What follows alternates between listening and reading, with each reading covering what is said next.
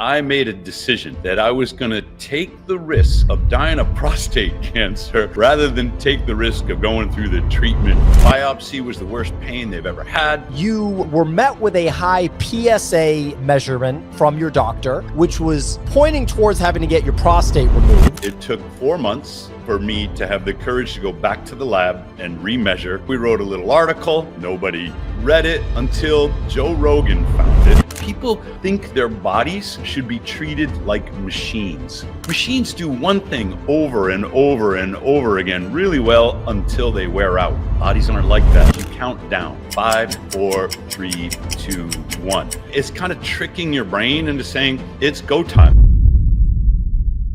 Morning, everybody. Welcome to a very special episode of this show. Normally, this show is all about, finance, investing, whether that be in stocks, whether that be in Bitcoin or in crypto. But I think that health goes hand in hand with investing. You have to be around to enjoy your investments, right? And so I've been taking health seriously now for really the better part of a decade. And one of the people that I've been following recently is Thomas Seager, who's joining us today. Welcome to the show, Thomas. Hey, thanks for having me on, Pio.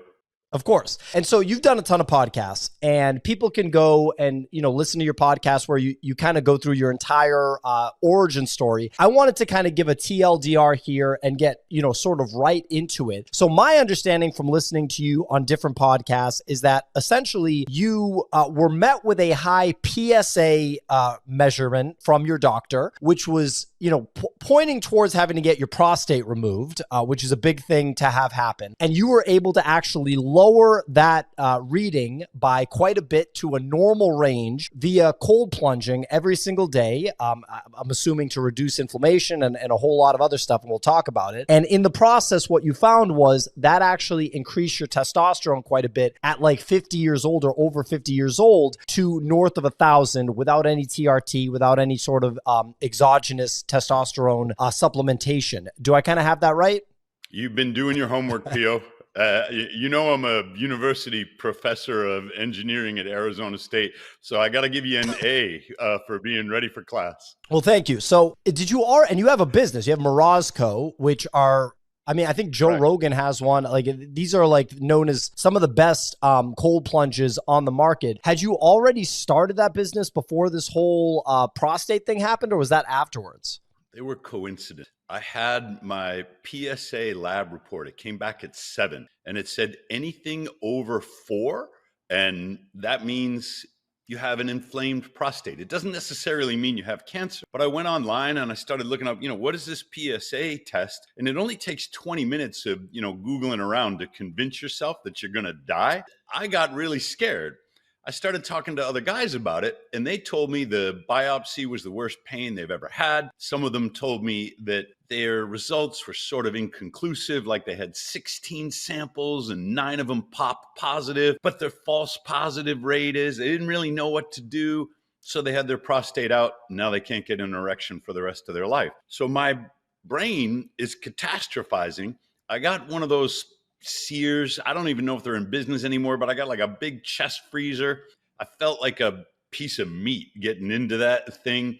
And I was determined that I was going to avoid the urologist, avoid the allopathic centralized medicine, avoid all this crap. And I did. It took 4 months for me to have the courage to go back to the lab and remeasure. And my PSA came back 1.8. So in the interim, I'm going in here every day, and I'm getting really curious now about how to do this better. I live in Phoenix, Arizona, which is like the hottest city in North America. So my former student and we said, we're engineers. We shouldn't be having to buy chest freezers or ice at the gas station. We ought to be able to invent one of these ourselves. So we did. That was the birth of Morozko. It was in this period in which I thought ice baths were fun at first, and that's cool. But when I started getting in there every day, it wasn't, to recover from a workout. It was because I thought I had cancer. Pio, I probably didn't. Like the PSA is a measure of inflammation. It is associated with increased cancer risk. It is not a cancer diagnosis. But once you wind up in a urologist's office, he's going to start telling you, well, to be sure. And I made a decision that I was going to take the risk of dying of prostate cancer rather than take the risk of going through the treatment for it. When that worked, Yeah. and I pulled my labs again, and my testosterone came back 1180 nanograms per deciliter. My partner, Jason Stauffer, the one who invented the Morozko forge with me, he said, well, that doesn't make any sense. I don't believe that. That doesn't work. And so he started doing it. And he got his up to the 900s. Like, he was in the 600s before. He's 10 years younger than me. He gets up into the 900s. He goes, I guess it works. So we wrote a little article. Nobody read it until Joe Rogan found it, decided he wanted to try it, had David Goggins on his podcast. I remember it very well because I was in Iceland at the time and my phone started blowing up. And I thought my friends were like trying to prank me. They're like, hey, you're on the Joe Rogan show, you know? And I'm like, haha. I think I would know first, before you. And they're like, no, he put your picture up there. He read your story. And David Goggins is incredulous. He's like, well, how's that working for you? Joe says, it's really hard and it's working. Now I get like reports from guys all over the world, women too, saying, I used the protocol. I read your article. My testosterone is way higher than it was. And there's still people, on Instagram and Twitter who don't believe this works. Wow. So, okay. So let's dive into that. So just so people understand, the order of operations here is cold plunge, then some sort of physical activity, right? Not the other way around. It's not going a heavy workout and do a bunch of deadlifts, do your entire weightlifting workout, and then cold plunge, because that's just not optimized. That actually could. I'm not saying it's bad for you. I still think it's good for you, but that's not how to build your testosterone. That's not how to, if you want to set a personal best, pre-cool your workout. Because when you cool the muscles and you cool the blood down before you go to work out, your mitochondria can do so much more work before they become fatigued. So everything that, I don't know, if you were in high school and you ran track, you played football or something, and your coach said, now you got to get into that garbage can full of ice to recover. It's not like the coach was wrong. When you're doing those 2-a-days in August in high school football, you need to avoid hyperthermia, avoid the DOMS, the delayed onset muscle soreness. And so doing an ice bath after your workout can get you back into performance shape for maybe you're doing 2 days, or maybe you're coming back to football camp the next day. But that's not a recipe for long-term metabolic health or for testosterone boosting. That's a specific sort of training regimen that is trying to get people into shape for their season. I'm 59 years old. I'm a fat, sedentary college professor. And I don't care what Bio Lane says. I don't deadlift. And I'm not going to start that practice. I write articles and stuff. I'm more concerned about the health of my brain than I am, about my sprint speed in the 40. And so I have a different approach than the extreme athletes might. Now you go look at Craig Heller. When he had the 49ers football players into his lab at Stanford University, and he studied cooling and exercise, he discovered a huge boost in peak power. These guys could do dips all day. They never got fatigued because the more heat he extracted from their body, the more work that they could do. Craig said, well, that's fascinating with professional athletes. Then he took some of his graduate students and he said, all right, you guys, you're not pros. You're not all trained up. Let's see what you can do. And they went from, 4 pull-ups or something, and I'm making up these numbers, but they're directionally correct. When they cooled, they could do 11. They got huge improvements in what their muscles were capable of by cooling before, and the way Heller did it, between their sets. Now, there's something super significant. If you're discovering this reliable result that comes from pre-cooling, at what point are you going to, stop listening to the gym bros on Twitter and say, maybe I should give that a try and see if it works for me? For sure. And I guess beyond just this single thing of athletic performance, of testosterone boosting, does cold plunge kind of bleed, and doing it this way, like before physical activity, before a workout, does this bleed into other areas of health? Specifically, like, for example, people talk a lot about gut health right now, right? That's like a big thing. Is that actually something that they've talked about for about 10 years? But I think the topic that's discussed the most right now is gut health in relation to like things like testosterone, like hormone health, right? And the relationship between those two things. Can cold plunge play a factor there? I don't know if it's because of inflammation reduction or anything else. Bleed is the wrong metaphor, because I think I know what you're trying to say, but I'm going to use a different way of describing it. There are some therapies that are systemic. They work on the entire body. Exercise is one of those. And this is something that a lot of the guys on Twitter get right. If you do just a little bit of exercise, it makes you smarter. It reduces your risk of dementia later in life. And how the hell does that happen, Pio? It's not like your brain was doing the push-ups, but if you just get, 6,000 steps a day when you were at just several hundred, now everything in your body improves. Your risk of disease goes down. Your all-cause mortality goes down. Longevity goes up, and your brain functions better because exercise is a systemic hormetic stressor. Sunshine, same thing. Cold plunge, same thing. The pharmaceutical industry has convinced us that you can take one pill for one symptom, and that's going to be the magic dose that like alleviates whatever your condition is. They want you to believe that all the rest of the things that happen in your body are side effects. And that's all bullshit, Pio. There's no such thing as a side effect. There are only effects. Pills create all these other adverse, unintended consequences in your body. Cold plunge, we're going to talk about hormesis in a second. Cold plunge, exercise, a clean diet, sunshine. These things are systemic therapies that make everything in your body work better.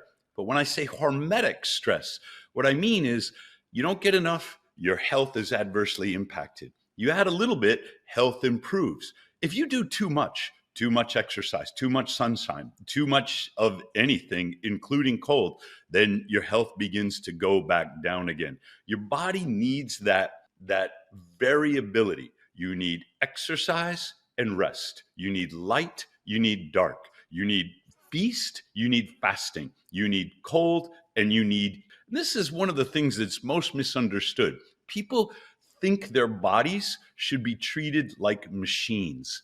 It's just the opposite. Machines do one thing over and over and over again really well until they wear out. Bodies aren't like that. Bodies are living systems.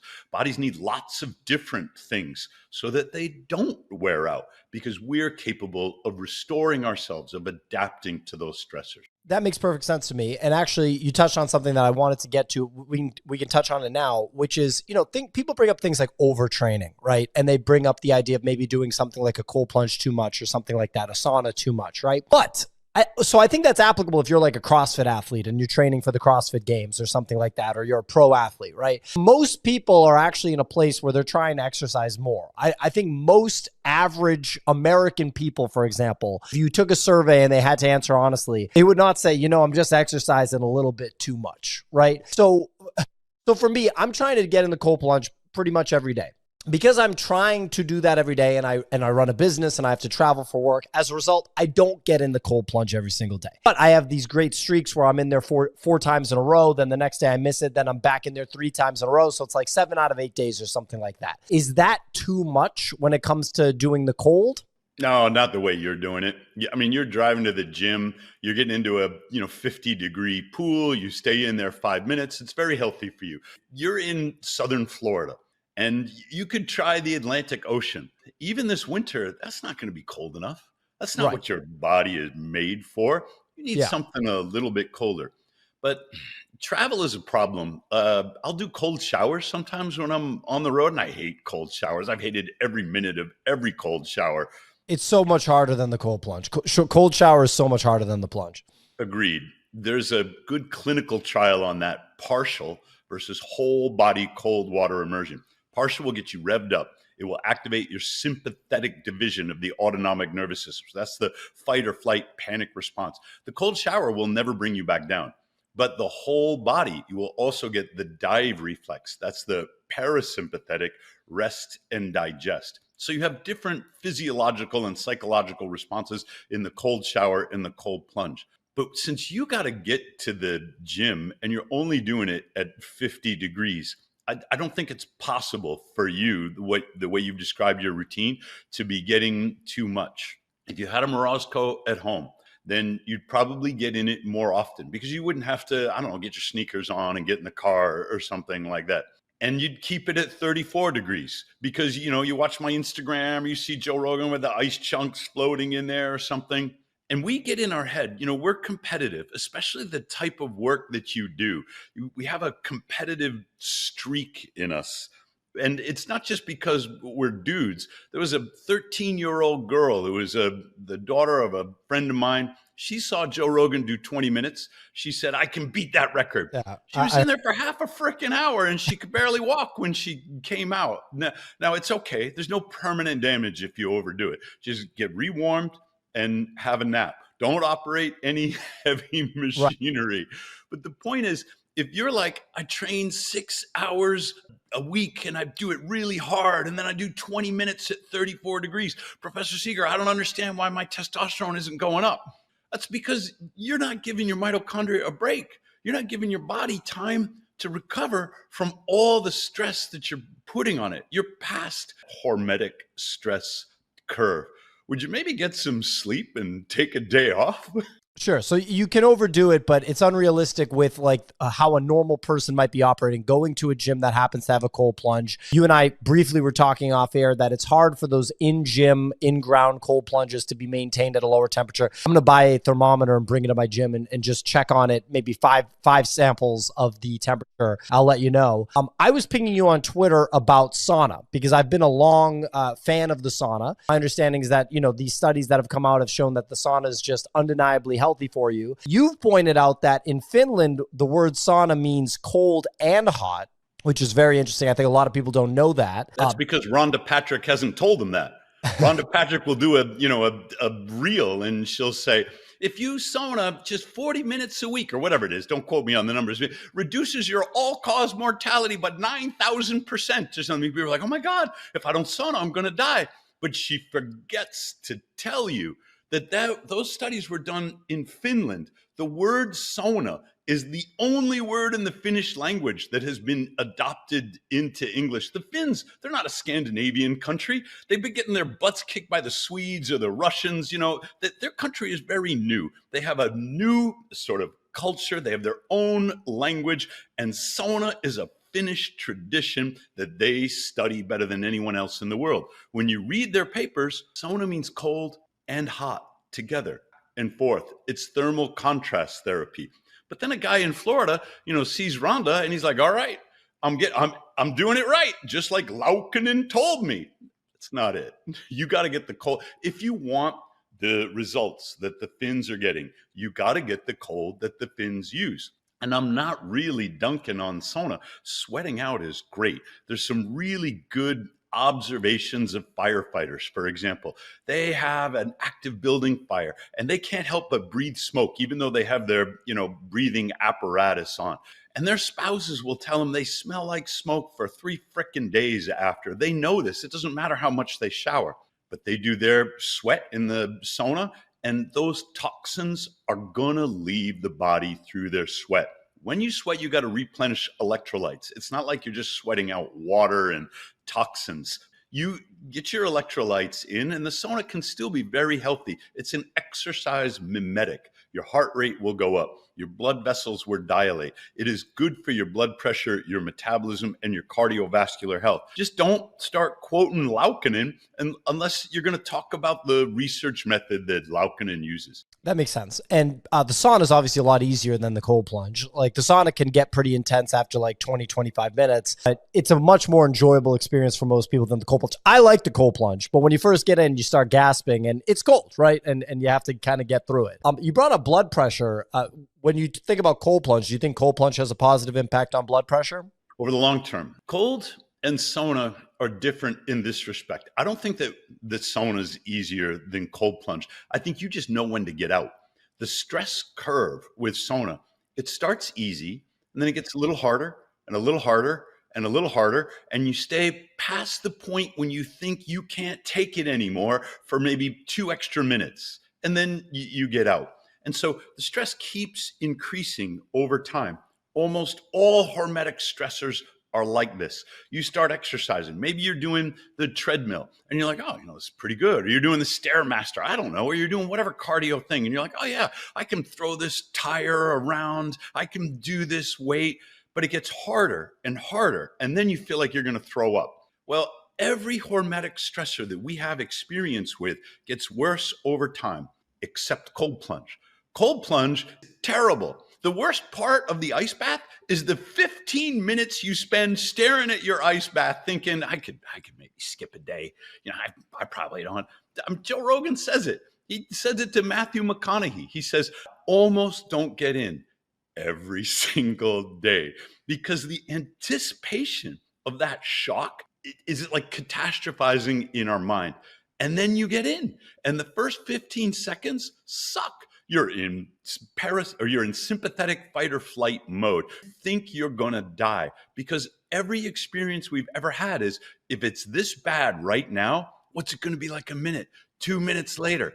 And then after 30 seconds, your dive reflex kicks in, everything relaxes, and you go, what was I worried about? Like, what is a big deal here? And then you do it all over again the next day. So the cold plunge feels like it sucks worse first. But once you understand that the hormetic stress curve is just different in time, then you can get over that initial hurdle. You can say, I'm just, Joe Rogan, you can kill your inner bitch. Yeah, that's how he describes it. Yeah, you just get in there. There's no negotiation. You say, this is going to suck, and I'm going to do it again. Yeah, so the way you think about it with the inner bitch, that's a good description. I struggled with that when I first started getting into the cold plunge, which was earlier this year. It's really something, I never had access to one in New York where I was living before. There aren't that many cold plunges in New York City. There actually are not. Yeah. You have to join like a cold plunge dedicated facility. And in New York, you're tacking on another $300 to $500 per month minimum, probably. Yep. If you go, in addition to your probably $200 a month gym membership. So it gets really out of control. But here in Miami, there's so many places that have cold plunges. So when I first started going, my teammate who grew up water skiing in Seattle, and his dad would bring them out, the whole family at like 5 a.m, be like, all right, get in the water. He's used to cold water in a way that I wasn't. And he would do 3 minutes, and I thought he was insane. I really did not understand how he could do it. So I was doing 10 seconds, 20 seconds, 30 seconds for the first month. And then I figured it out. And my framework for it is, I have my little ritual where I put my phone down and get the timer going. I take the shower, because you're supposed to take a little shower before you go, because it's a public gym. And then from the shower, I go right into the cold plunge. And I dunk immediately. And that the moments from when I take the sandals off and I walk down the little stairs into the cold plunge, they're like a blur, because I'm like, no, you have to go, you have to go. And then when I dunk underneath, while I'm underneath, what I tell myself is, this is the coldest it's going to be. It will not be colder than this. And you sort of just absorb that. And then all the stuff that you just described happens. And by 30 seconds, you're just kind of hanging out. And now we're up to 5 minutes. And I could absolutely do more, but I don't want to, obviously do anything dangerous. And it gets boring. Like, you got shit to do in your life. You can't be hanging out in this tub all day. Right? Yeah, exactly. Mel Robbins is a customer. She wrote a book. What's it called? 5, 4, 3, 2, 1. In any case, she has this sort of countdown. When she faces that resistance, this is something that Stephen Pressman, he wrote a book called The War of Art. There's the more famous book, The Art of War. But Preston was talking about the resistance that you feel sometimes, and it causes you to procrastinate. And he was talking about writing or creative self-expression. Mel Robbins was talking about getting out of bed. She's like hitting that snooze alarm. She developed a trick, a sort of a psychological thing to overcome the resistance. You count down 5, 4, 3, 2, 1. And now you got to launch a rocket. Like, it's kind of tricking your brain into saying it's go time. And so this helps get into the cold plunge. Instead of preoccupying your thoughts with all the excuses that might be running through your brain. I'm not shooting a video today. Nobody on Instagram is going to see this. I could maybe skip, You 5, 4, 3, 2, 1, and the next thing you know, you've like climbed over the edge of your ice bath and you're getting in. It is a wonderful way of kind of psyching your brain out so you can do the hard things. When that happens, your blood pressure is going to spike. If you suffer from chronic hypertension, then do not get into, the 33-degree ice bath, because that sympathetic nervous system reaction causes vasoconstriction. This is the reduction in the diameter of your blood vessels feed the extremities with blood. That blood winds up in the core to defend your core body temperature, so your internal organs are going to stay warmer. And as part of that vasoconstriction, your blood pressure goes up. Over the long haul, cold exposure is really good for chronic hypertension. But in the immediate short term, you shock your system like that, and you could experience an acute hypertensive event. 2 clinicians have reported this to me. They felt a little betrayed, like their subjects, they didn't report chronic hypertension on their forms and stuff, but then they observed this happening. The answer is you get the guy out of there, you rewarm him. Nobody had to go to the hospital. But it's possible, if your blood pressure screams up to like 220, that dangerous things can be happening in your body. So you got to know your own blood pressure state before you embark on something that is extreme, and do it under the supervision of a physician or another medical practitioner. Now, I don't have high blood pressure, and you probably don't have it either, which means we don't worry about when we start exercising, when we start doing these hormetic stressors, when we're getting that our body into that cortisol-driven, energetic state to purposely stress ourselves out so we can initiate the adaptive response that makes us stronger. But there are a few people out there, they might be my age, and they might be saying, I'm on this med, I'm on that, I probably shouldn't overdo it. And I don't want them to do anything crazy. Start out at a temperature that is cold enough to make you gasp. It does not have to be a temperature that you saw on Instagram. If it's 55 degrees, start there. If it's tap water, maybe you're not in Miami, maybe you're in the Northeast and the water's starting to get cold, start there. Anything that is cold enough to make you feel that gasp reflex is cold enough to activate your nervous system and to start some of these hormetic stress responses. And so the level that you'd consider more like extreme, so to speak, obviously it's not actually extreme, but to maybe trigger someone to have a cardio event like that would be what, sub 35? I don't know. You go to the gym, and you've probably worked with trainers. And when you started working out, if you've gone to your trainer and said, hey, I want to do some shoulder presses, what's the optimal weight? What's the optimal number of reps for me? Your trainer would have said, well, I don't, let's see how strong are you now? How much training have you done? Let's pick a weight and let's find the weight that you can lift maybe 11, 12 times. But those last 2 reps are going to be really hard to do. You'll be fatigued. We'll get you almost to that point of exhaustion. And then we'll know what's the right weight for you. Well, then you got Stacy Sims posting, doesn't matter who you are, if you're a woman, this is the right temperature, this is the right amount of time, you should just do this, and there's one protocol for everybody all the time.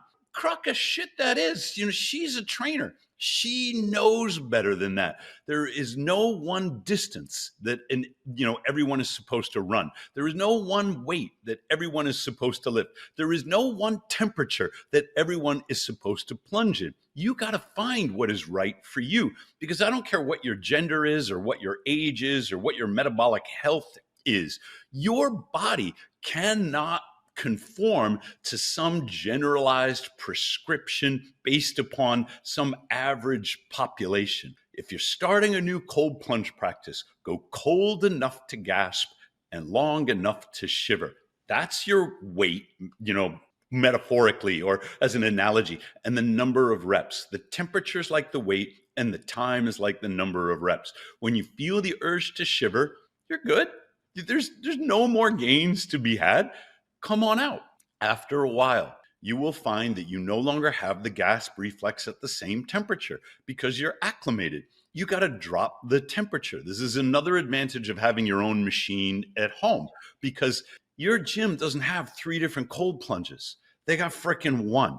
And they hated installing it in the first place. They were like, if that Professor Seager would just shut up, and stop having Huberman and Rogan talk about this, then our members wouldn't be nagging us about getting a cold plunge. Now I got to invest $80,000 to get this in-ground thing with the tile and the chiller. That's a huge maintenance headache. And these gym owners are like, damn it, they don't want to do 3.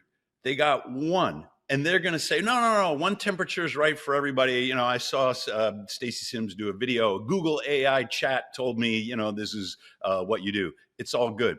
Bullcrap, Pio. Intuitively, it's bullcrap, because when you started your weight, you're like, maybe you're keeping a little journal. You're like, I'm ready to add 10 pounds right here. I'm going to knock out 10 reps and I'm going to add a little weight. When you become acclimated to the cold, you're going to want to go a little colder. You're going to want to challenge your nervous system. You don't have to go longer. If you've gotten down below 39 degrees and you're not feeling the urge to shiver after 4 minutes, it's fine. You've got brown fat.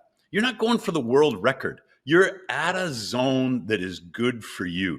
2 to 4 minutes in freezing cold water every day is enough for everybody. Except maybe Andre Billerby, except maybe Wim Hof, except maybe those guys who are, going to break that world record for being submerged in ice cubes up to their neck. That's just not me. I'm not David Goggins training for a triple marathon. So I'm just trying to stay healthy. It's better to frame it for the average person in general, in my opinion, because the bottom line is most people aren't trying to push it when it comes to athletics or their physical bodies. Obviously, there is a big population that is, but the average person is trying to just have a healthy life and maintain. What you said about the acclimation is so true. I find myself getting so acclimated when I hit it every day, where the 5 minutes is basically easy. And then when I'm out of town, I was just out of town for 5 days, no cold plunge, right? No cold water at all. And then I came back yesterday. It was harder, but still 5 minutes, no problem. And then 5 minutes the next day, no problem. So it does come back, but it's just a little bit harder when you take the time off. I pinged you about the order with the sauna included. I do want to touch on this. So cold plunge, workout, and then sauna was what you told me made the most sense. And then if you do no workout, you can do the cycle between the cold plunge and the sauna, which I actually haven't done. I have not done that since I started this whole cold plunge workout sauna. When I get out of the cold plunge, I'm kind of raring to go. So I'm like, all right, well, let me get out there and I'll bounce around to warm my body up, like kind of boxing footwork, bounce around, warm up within 3 minutes. And then I just get into like the lifting workout. Or on another day, my teammates and me do a core class right after, which is kind of perfect because you're on your back, not worried about pulling anything. And we do the core class, then the lift, then the sauna. And then I actually get stretched after at like a stretching clinic over here, which I figure makes sense after the sauna too. So what is it about the cold plunge workout sauna order? And then I want to talk about if you want to just do cold plunge and sauna, how to approach that. You sound like you're into this for an hour and a half. Like, I'm going to shower, I'm going to cold plunge, I'm going to do a little rebounding work, or like you say, some shadow boxing footwork, which is a wonderful way to do it. You could do some jumping jacks. You could do some just body weight stuff, some lunges or some squats. Go easy after your cold plunge. You relimb your warms. You're like, now I'm going to go get my ass kicked in a core class, or I'm going to do some weight stations, and then I'm going to get in the sauna. And you say, and this feels great. You don't need a lab to tell you that you're doing so well. But there is some science behind this. So we have the science of pre-cooling and per-cooling. Craig Heller has done a great job on this. We have science of using sauna for recovery after a hard workout instead of cold. Now, I'm not recommending this for those high school football players doing their two-a-days in Florida in August, because serious exercise, especially when you're wearing all the pads, it can lead to hyperthermia. There is a risk, especially in those humid environments like Texas. So I'm not saying use sauna if you're already in a hyperthermic state. But the hockey guys, where they put on a sweater and they're skating around, sauna is a wonderful recovery from a strenuous weight workout. And there's a lot of good clinical data on that. Where there's no studies at all, it's cold, workout, sauna. Nobody has triple stacked their clinical trial. So we have cold before exercise and we have sauna after exercise. And all the data says this is a wonderful thing. Now, I wrote an article and I did a little video with Mike Mutzel. And I said, so here's a hypothesis you can try for yourself. Make an Oreo sandwich out of your workout, so to speak. So you're going to go cold, you're going to exercise, and then you're going to go hot. You're sandwiching the exercise with your thermal contrast therapy. Let me know how it goes. Every single person who's gotten back to me, who's watched that and said, I'm giving it a shot, says, this is a wonderful routine. I feel like I've stressed myself. I've got a lot of energy. I'm ready for everything else that's happening in my day. So you'd be doing me a great service if you sent me your labs. And, we saw how your feeling correlates with your blood markers. But for you, stick with it. It sounds like it's working fine. Oh, yeah, absolutely. I mean, I already liked all these things. The newest thing is the cold plunge, so I'm absolutely going to stick with it. And it does feel like a very a good flow when it comes to working out. Let's say someone just wants to do a session of sauna and cold plunge. What's the best way to approach that in terms of order and duration? Let's say it's someone going to a normal gym, so it's not one of these 33-degree cold plunges like a Morozko with ice floating around, just your typical kind of gym setup. I don't know that there's a best way. When you're doing this thermal contrast therapy without the exercise, you get vasoconstriction from the ice bath. You get vasodilation from the sauna. Now, these blood vessels are controlled by what's called smooth muscle tissue. Everyone's familiar with skeletal muscles, and these are the ones, that we see on the cover of the Men's Fitness magazine or whatever. But muscles, there are other muscles in the body, and these smooth muscles, they control your blood flow. Well, how are you going to exercise them? You do thermal contrast therapy, vasoconstriction, and then vasodilation. If what you're going for is weight loss or recruiting brown fat, then give yourself some time to re-warm after your ice bath before you do the sauna. Try to work your body so that your body is re-warming metabolically rather than using that external heat source. The problem is it takes more time. When I get out of the ice bath and I'll do some lunges or something like that, and then I'll get into the sauna, if it's 145, 150 Fahrenheit, like infrared sauna, it feels like I will never break a sweat. But if it's 220, like traditional dry finish sauna, then I give it half an hour. I start sweating. I'm ready to go back and forth again. Some people who are the real purists, they will quote Wim Hof and they'll say, no, you must, make your body warm up on its own. And you will recruit more brown fat. That stress will stimulate your body to adapt, to improve its own thermoregulatory responses. But you don't have to do it that way. If what you're going for is the Laukkanen study cardiovascular benefits and you want to do thermal contrast therapy back and forth, then go for it. Far be it from me to say, no, you really got to work on that brown fat so you can thermogenesis and thermoregulate better. But here's what doesn't work. So I'm not going to tell you the best way. I'm going to tell you the worst way to do it. The worst way is to combine the ice bath with the hot tub, to go wet, cold, and wet heat. It feels okay, but it's not good. The reason is when your body is submerged in wet water, there's no sweat. Your body knows not to sweat into the water. The sweat has to evaporate to cool your body. And you can't evaporate into the hot tub. I guess you could sweat through your head because your head isn't underwater. If you have your arms out, they'll begin to sweat to try and shed the heat. The way your body defends itself from the heat of the hot water is vasoconstriction again. So when you go back and forth between the ice bath and the hot tub, you're going vasoconstriction to vasoconstriction. You're not getting the benefits of thermal contrast therapy. You get some benefits, but you're not doing what you might think that you're doing by going back and forth between the heat and the cold. Combine wet cold with dry sauna. And if you're not going to do a workout in between, I think it's fine. I think you're still getting some benefit. You're not training to, climb up Mount Kilimanjaro in gym shorts, unless you're with Wim Hof, in which case, do what Wim says to do. So, okay, so just so I understand, it sounds like the best thing is to, when you get out of the cold plunge, naturally bring your body back up to temperature. That's, based on what you're saying with Wim Hof. However, and I guess when you get out of the sauna, if you want to cycle back and forth, let's say you get out of the sauna, do you have to take a few minutes before you go back into the cold plunge? Is that the ideal, setup? I don't. I don't worry about like naturally cooling my body off or something like that. And there was this time in Mike Mussel's backyard.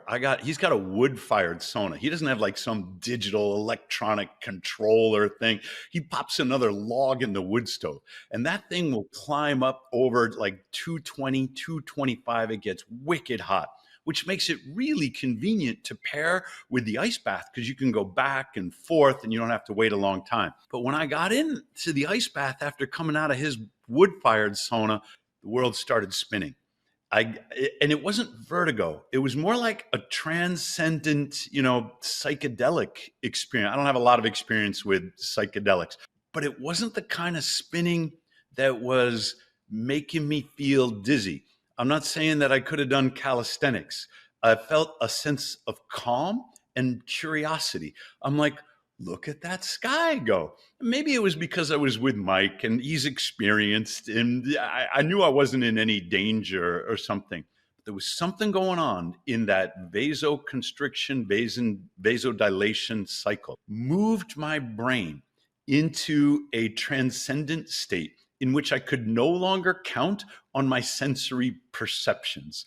And I mentioned it to Mike. He goes, "Oh yeah, that happens." Well, you could have let me know, before. Because of how extreme the hot was and then right into the extreme cold? That's right. Without the break, it created something that I still haven't looked up in the library, that I still don't quite understand, which was a transcendent sort of parapsychedelic or pseudo psychedelic experience when I went straight into the ice bath. I didn't mind. I stayed in there 4 or 5 minutes. Everything calmed down a little bit. I got back out. I said, "Hey, let's do that again." I stayed curious about it.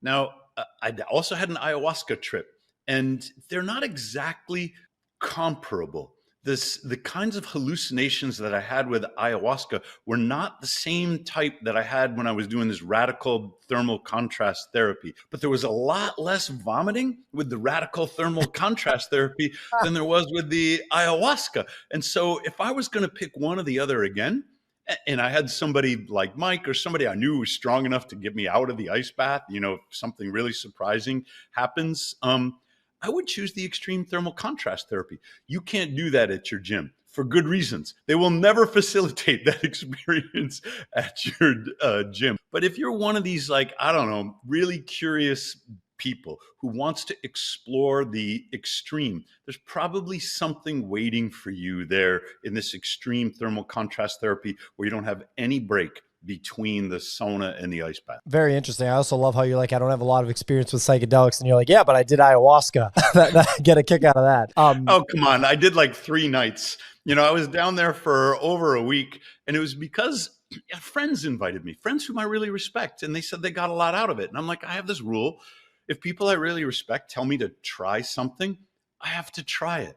I don't have to do it. Like, I just have to, I don't have to adopt it into my life, but I have to sample it and see what it's like. So 3 nights later, I thought my friends were going to, like, I don't know, be disappointed or try and shame me a little bit. I said, I think I'm going to take this night off. And they go, "Oh, what's not working for you?" I go, "It's a lot of vomiting, like it's more vomiting than I really want in my life." They said, "Okay, see how it goes."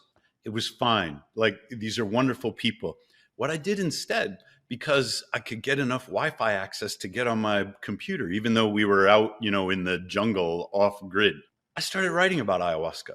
I read articles about it. It turns out as little as 1 session can modify your epigenome. So these are the chemical markers that coat your DNA and turn your genes on or off.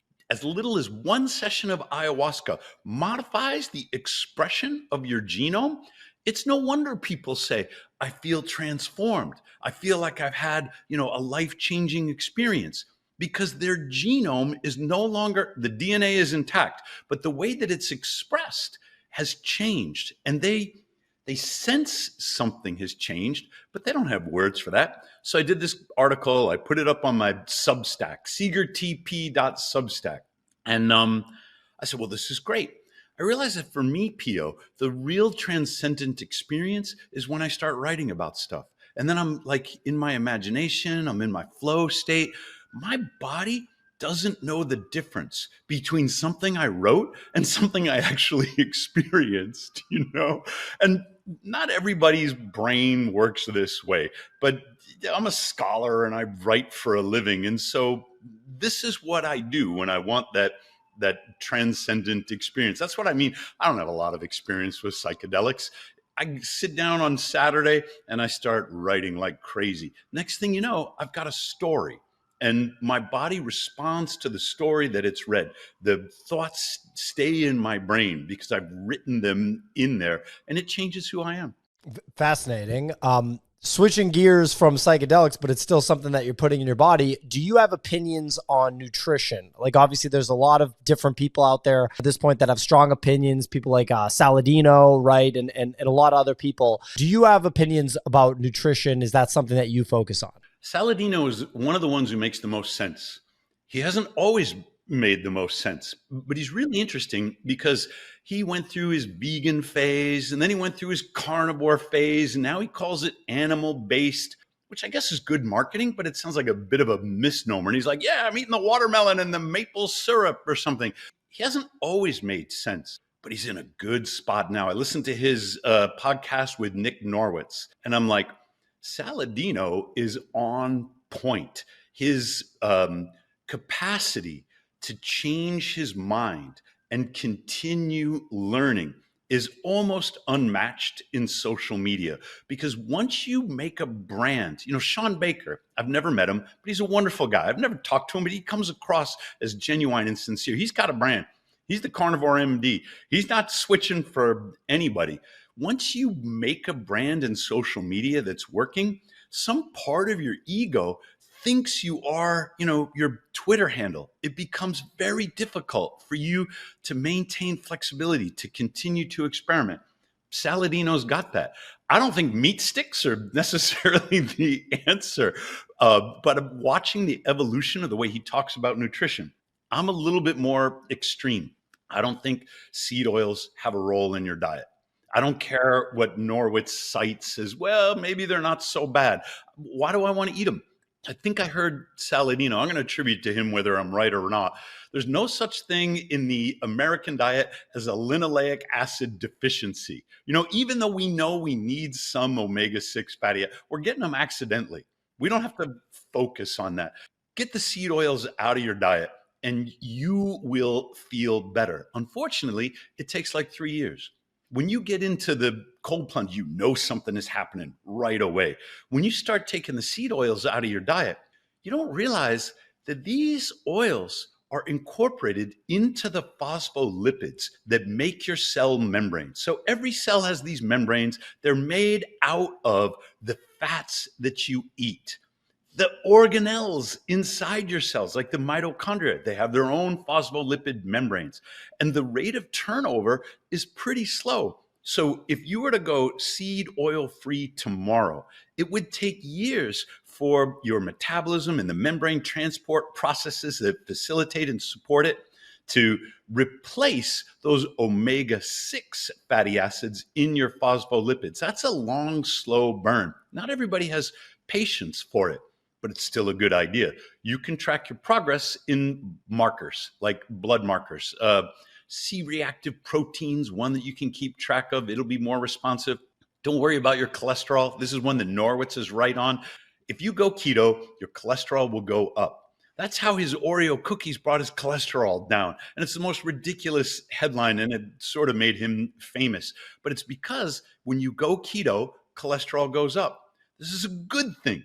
Because if you are managing your blood glucose through a ketogenic diet, that cholesterol will never become glycated. Glycation is when you experience a blood glucose spike, or what Paul Reynolds, he's a BYU professor, what he calls an excursion. which is a funny word for you ate too many damn Oreo cookies. And then the glucose attaches to a cholesterol molecule. That's when it becomes dangerous. That's when it becomes associated with arteriosclerosis. If your cholesterol is high, but your insulin levels are low and your blood glucose is low, that's healthy. Cholesterol is the building block, the metabolic substrate from which vitamin D and cortisol and all the sex steroids are made. Your brain is built from cholesterol. So when it comes to diet, minimize the seed oils. And it's okay to have these blood glucose excursions. Like it's okay to, I don't know, eat the freaking gourmet croissant or something. If it's great food, I'm not turning it down. But you got to give your mitochondria some recovery time. You got to get into keto a couple of days a week. The ice bath is great for this. You can stress your mitochondria with the carbs, and you can allow your mitochondria to recover. Seed oils, on the other hand, are not a hormetic stressor. Your body will use them to create these defective phospholipid membranes. And one of the ways that will show up is in your triglyceride to HDL ratio. When your triglyceride to HDL ratio is too high, it indicates you are insulin resistant. You need some keto, you need some cold plunge, you need to get good sleep, which is when testosterone is made, for goodness sakes. You need to get that blue light out of your nighttime. You need dark at night. You fix these things and you will see your triglyceride to HDL ratio come down. So I think the lowest I ever got was like 0.5. Super insulin sensitive. Anything under 1, you're doing great. When it gets up to 3, you're a heart attack waiting to happen. And so that's the one thing on the blood lipid panel that comes back that I ever get concerned about is that triglyceride to HDL ratio. Wow. Well, that was very information dense. Awesome insight. On the seed oil front, I've been off seed oils in my house for a long, long time, like probably, I don't know, 8 years or something like that, and got my mom off them and everything like that. Yeah, just animal fat is my primary cooking fat. And then obviously you can use stuff like coconut oil, but I like animal fat the best. When you go to restaurants in the United States, though, you know, like I am consuming seed oils, I'm sure at times, just by way of attending restaurants. I don't eat out a lot, but like, social gatherings, stuff like that. I go to restaurants and I'm sure it happens, but at least controlling the seed oils in your house and just the origin of seed oils was enough for me to not want to go anywhere near them. It didn't make. Are people supposed to eat cotton? Like, is that how we're supposed to live? Because you didn't know what to do with your cotton seeds. And so you said, here's what I'm going to do. I'm going to hexane extract them. I'm going to detoxify them. I'm going to remove all the odors. And then I'm going to, link them, partially hydrogenate them. And I'm going to call it Crisco. Yeah. And then how am I going to get people to buy this crap? I'll pretend it's healthy. Like, what a conspiracy, right? Oh yeah, it's wild. So that's just, a no-brainer for me. And when I see people defending seed oils, I think it's like one of the weirdest things because I'm like, why is this the battle that you're fighting? Like, and the argument is always sound a little bit like this. Seed oils actually aren't that bad for you. What the hell kind of an argument is that? And this is one where Saldino's really good, and he has a way of dramatizing. He's like, I'm going to take my shirt off and go into this Chick-fil-A. Hey, I have an allergy. What kind of oils do you use? When you go out to eat, he's making a really good point. Those aren't just seed oils. Those are seed oils that have been sitting in the fryer for a week. Yeah. They're getting heated up. They're oxidized seed oils. I was talking about glycation, which I learned from Paul Reynolds, and it's true. But what's even worse is glycating oxidized cholesterol. When you take in these oxidized seed oils, it's going to spike your inflammation. It's going to do worse things to your body inside your bloodstream. And so I know what you're saying. You sit down and you're like, I want to have a good time with my friends. That mozzarella stick looks delicious. Every once in a while, you're going to eat the freaking wings or something. It's a wing. It's carnivore, right? Here I go. Probably fine. But man, I'm drawing a harder line in my life. And I think Saladino's videos are good reminders. Sometimes they get repetitive and sometimes I need the repetition. There are now restaurants. There's one, my favorite in Scottsdale is The Ends. It's run by a friend of mine, Tommy Plato. I had him on my podcast. He's seed oil free. I was there last night. I went through 2 orders of tallow fries because bring me that beef tallow, Tommy. And I'm not feeling guilty about it. It was delicious. Yeah, I don't kid myself and think like because I'm getting chicken wings at a place or something like that, that it's healthy. Obviously, if you're ordering like mozzarella sticks in the United States, if that's the name of the item on the menu, you're kind of not in the right place, right? You're probably 3 beers in. Like your problem started long before the mozzarella sticks showed up. Right? Exactly. Saladino's really big on only eating fruits and not eating any vegetables of any sort. He has like his reasons for this. Are you opinionated on that one area?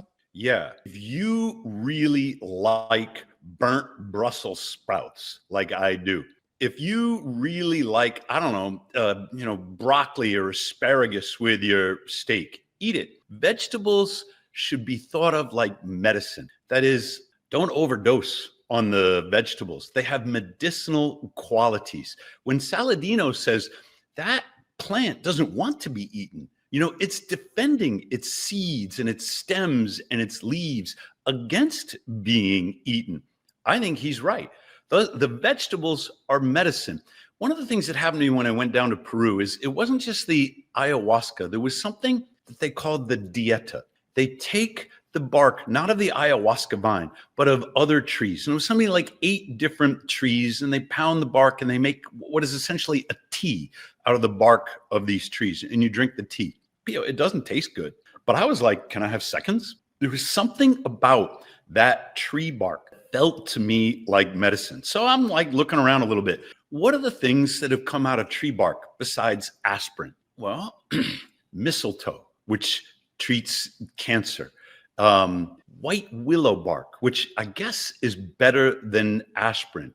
Berberine. Like, we extract medicines from plants, and they can be toxic, but they can also be therapeutic. So if you're eating broccoli or asparagus, or you're having the vegetable because it tastes good, I'm like, don't overdose on the vegetables. A little bit of that hormetic stress probably is doing good.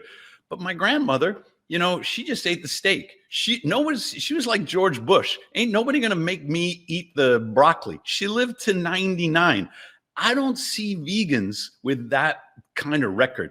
I think it's possible to be vegan and get a complete complement of the micronutrients and things that you need. And you got to have a goddamn PhD in nutrition to do it really right. And you see guys like Saladino, well, where are you getting your choline from? And I'm like, I'm an engineer. What the hell is choline? I don't have that level of knowledge. Neither am I going to demonize something my local bakery makes. I call it my candy. It's a flaxseed bread. I'm like, I'm going in. I'm eating the flax seeds, Paul. Yeah. I love bread products, so I totally agree with you on that. And my family's from Italy, and so obviously there's a big bread tradition there. The ingredients that go into most breads in Italy are just flour, water, salt, yeast, and that's not always the case with the United States stuff. So I think a lot bromate. I don't want that. That's not medicine. That's poison. The folic acid that they're putting in bread, I don't want that. I want to know where my wheat came from. I want to know who made it. Mutzel's really good with his sourdough recipes, and he has a book that he recommends by, if I'm remembering correctly, Bill Schneider. This is a wonderful book. I opened it up. I forget what chapter. And he was talking about he was doing some television special. And it was, like a survivalist thing. And he had to wade into the cold water. And he's got to like kill the beaver with his bare hands or something like that. This guy's the guy who's publishing a sourdough recipe. And he made really good points. When we ferment those seeds, when we ferment those plants, yeast in the fermentation process, or whatever the microorganism is digesting it for us. It is detoxifying it for us. So in Bill Schneider's book, corn is no good for you unless the corn is prepared in a way that detoxifies it. When you get these ultra processed tortillas, in the grocery store, Don't think that just because it's corn and that's a seed that there's any health content. Schneider is really good at describing the fermentation processes that our ancient ancestors discovered, detoxified these plants for us so that they could benefit from the nutrient value without getting the poison value. So there's a couple of more recommendations if you want to go down the nutritional rabbit hole farther than I can lead you. Sure. I mean, if there's any names that you want to throw out there, people can look them up. Yeah, you can just kind of rattle them off because, it's recorded, so people can just refer back to it. Well, I read Michael Pollan's Omnivore Dilemma, and I think he's wrong. I think Bill Schneider's book is much better. It's on my shelf, and I can't remember what it is. You follow Mike Mutzel, and he will eventually get to a sourdough post where he points you to it. And we might put it in the show notes. I also think Saladino makes a great. The unfortunate thing about social media is it lends itself to oversimplification and exaggeration. I think that you listen to enough Saladino and you're going to know when he's being a bit cheeky. He just did a bit on chia seeds. Some of those chia seed, dessert, I think they're wonderful and delicious. And he's got a point. They go straight through you and you poop them right out. It still tasted pretty good when it was going in. There are things that you can do in your diet, knowing that your body can, when your mitochondria in good shape, your body can handle some hormetic stress. Keep in mind, you need the feasting and the fasting. You need the light and the dark. You need the sleep and the activity. And so you can pendulate between different stressors. The Army says you got to drink 8 gallons of water a day or some nonsense like, no, you don't. It is okay to go a whole day and not drink any water one time and see how you feel. It is okay. I'm using this word pendulation that Peter Levine invented to help people heal from trauma. It is okay to introduce this variability in your life and track how your body responds. At least that's my view. Great insight. We've been going for an hour. Last question, and this is, kind of off the health stuff. In your career, you're a university professor. Now you have this business, Morozko, which, seems to be doing very well. What is your investing history? Have you invested over the course of your career at all? I've lost more money in Morozko than I've lost in stock options, and I've lost a lot of money in stock options. You can listen to my advice on testosterone. Do not listen to my advice on investing or trading unless you want to lose hundreds of thousands of dollars. I'm a terrible businessman. I'm a pretty good university professor. I'm an excellent researcher. So we can talk about all those things. And the cautionary tale is what not to do. However, I have a couple of people in my life whom I really admire, and they're way better at it than I am. If you get really good, you can make a lot of money. One of the things that I've learned is to sell volatility rather than buy it. When you're selling volatility, 90% of the time you're winning, and 10% of the time you feel like such a fucking loser. You feel like you've missed out, the FOMO rises up and you're like, if only I, could have done, and that feeling is going to bankrupt you. So these are this part of me coming back from Peru, part of me thinking about the metaphor of the trees growing inside me has changed the way I trade and I've become more successful. So I'm going to finish the thought on that metaphor. When someone buys a stock option, they're like buying a weed. They want that thing to grow so freaking fast, and then they want to harvest it right away. And we're greedy for the weed. Trees don't work like that. Trees need to be cared for. They need a little sunshine. They need a little rain, and they grow a little bit every day.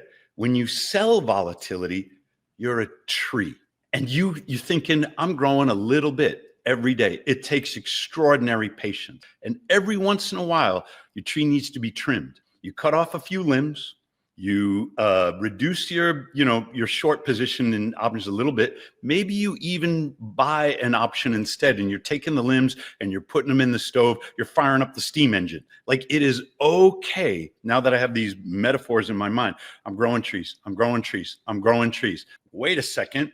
Everybody just panicked on silver. when the Fed is cutting rates with the S&P hitting record highs, I think maybe now it's time to do a little tree trimming, fire up the limbs, put them in the steam engine. I'm going to burn some of my tree now. There will be a time to grow and trim it later. So since I got back from Peru and I've been drinking that tea dieta, and I feel like I have the trees inside me. I have this little story. Remember, I tell myself stories to go to the transcendent state. And I'm like, Tom, you got to take care of that tree. Oh, so you sold some call options on silver. Oh, you're watching silver go way higher than you thought anybody would ever take it. Your trees are growing. It's fine. I'll step in and I'll trim them next week or, whenever the time looks right. That doesn't make me a successful investor, Pio. I'm saying I'm trying to protect myself from the biologically hardwired responses that exist, in my sort of moist robot, meat puppet, whatever your metaphor is. I'm trying to guard against the catastrophic thinking that happens in my trader's mind by telling myself this different story. Remember what I'm doing. Today I'm growing trees. Maybe tomorrow I'll trim them. I mean, I did not expect you to talk about selling and buying options. That's awesome. That's very in line with, the content that I talk about. Thank you for that. One follow-up question. Have you held any assets for long periods of time? Like, more than 5 years or more than a few years? When my kids were little, I graduated with my doctorate in 2001. I took kind of a non-traditional route. I left school. I came back to school. My kids are little, and I made a decision the day the bombs started dropping in Iraq. So this is, the Bush administration and stuff. This is the response to 9/11. I said, my kids are going to get silver coins when they lose a tooth. They're not going to get, a dollar bill or a $5 bill or something like that. And silver was what? I bought those coins for, $6.50 a 1 ounce coin or something like that. You know where they are now. They're over $50. It's hard to get. Like if you want the metallic silver, you got to pay through the nose. What I said at the time was war is inflationary. Like we're going to borrow a ton of money. We're going to squander the whole, surplus from winning the Cold War and the dot-com bubble, and it's going to go into bombs. I want my kids to appreciate physical metals. And so the tooth fairy's bringing it to them. Well, they've had those coins their whole life. I still have my kids don't have that many teeth. I still have leftover coins, I've made no money, in the grand scheme of things. But I teach about inflation. I teach my students in my engineering business practices class what happened when Nixon took the dollar off the gold standards, how that was inevitable, that it was the deficits associated with the Vietnam War forced him to do it. And we're not going back. You might say metallic silver is a poor choice. There's costs of storage, blah, blah, blah, blah, blah. Sure. When you have that physical relic, it is symbolic of what's happening. There's a whole concept of inflation and trading and things like that. Coin is a symbolic representation of everything else that has to be held in your imagination. So that's one that I've had for 25 years. Haven't made me more than, $1,000, and that's okay. It reminds me of what the whole world is doing right now. There is no reserve. We're in a fractional reserve banking. No, we're not. We're in fractional infinity banking. How do you think that's going to end? Exactly. Wow. So, you just described what I consider to be the most important concept to understand when it comes to investing. There's all these kind of people that have done traditional education in finance and in economics. And the one area that never generally gets taught is currency debasement, really, because the powers that be don't want you to know about it because it's kind of the ultimate thing that's screwing people over. With, my teammate that's 25 years old, the thing that I try to really hammer home with him is currency debasement because it just incentivizes you to hold assets. You're essentially talking about, hedging against that with precious metals, with hard money, which is how humans did it forever. The new kind of area would be Bitcoin, right? That's like the digital version, right? And I know that, someone in your age group, for example, probably isn't, Bitcoin first, right? Like there's more gold bugs in like the 60-year-old age range than there are Bitcoiners. For me, I'm 35 and I've been a Bitcoiner now for 5 years. And I used to own physical gold. I also owned physical gold, but I've now sold the physical gold because when I sort of